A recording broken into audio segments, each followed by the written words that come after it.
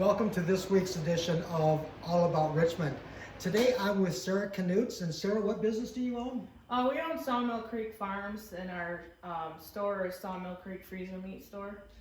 And you're on M19 right at about school section? Yep, almost right on the kitty corner of school section and M19, right there on 19. Okay, and you are a family-owned and operated business? Yep, my husband and I own and operate. We have 2,100 acre farm, and we also do cattle, pigs, and chickens. Okay, so how long have you been doing this? My husband and I got together in 2012. He already had the crop farm, and then we bought this place in 13, got married in 13, started getting cattle in 2015, and been selling out of the freezers for about 4 years. Okay, so tell us a little bit about how that history started with you raising the meat and then selling it, because you didn't start off here. Nope, I grew up on a dairy farm up by Cadillac, which is a little bit south of Traverse City.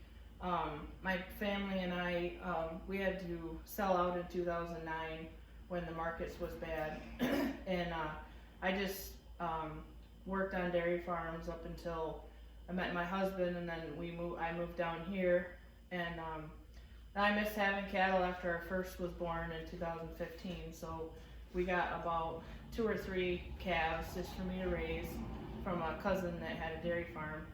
And once they were ready, we took them to processor and we sold them as quarters and halves and wholes.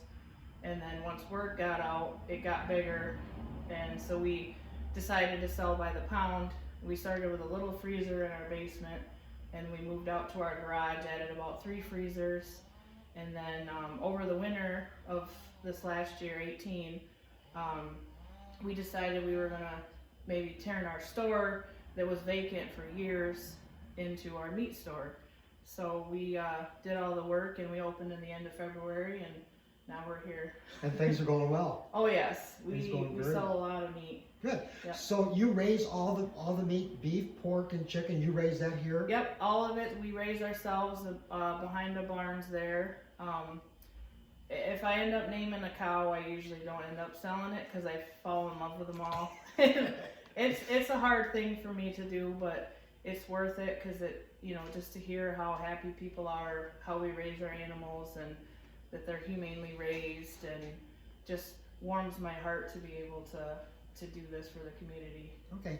Now, you told me that you raise dairy cows for the beef? Yep, I buy calves from, I also have a herd of beef cows, about 50 beef cows, so it varies. We feed them all the same, but I buy little Holsteins and Jerseys from a farm, and just raise them up grain fed and grass fed, and we also raise all of our feeder calves from our beef cows in the same pen, and the grain gives it so much flavor that you can't beat it. So now, is there a difference in the meat between the dairy and the dairy? In my opinion, is a lot more tender. It's more flavorful.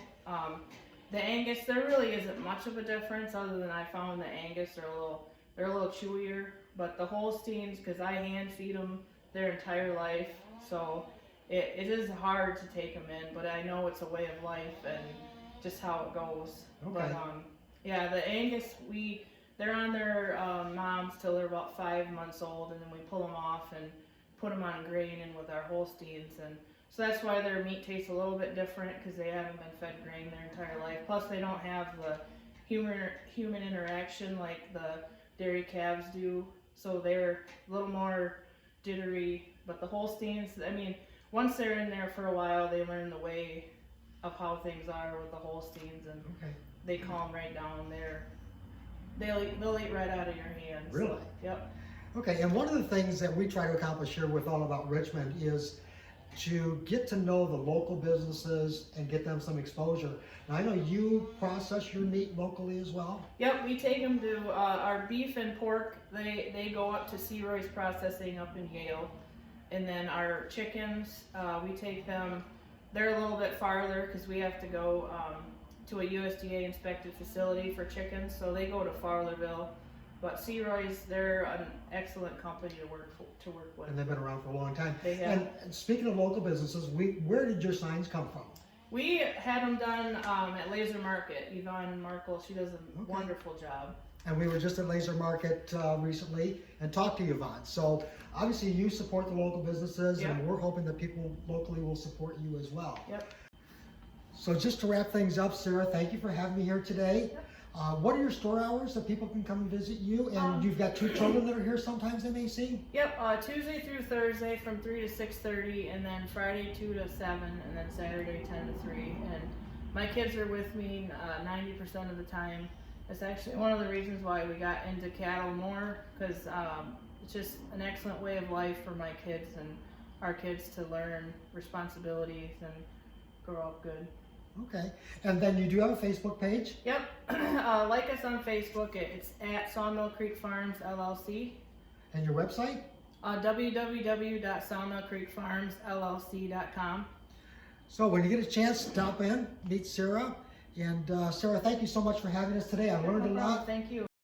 If you would like your business or group featured in an upcoming segment of All About Richmond, simply message us through this Facebook page or give me a call, Tony Chevalier, 586-634-4531, or you can text me as well. And thank you for following All About Richmond.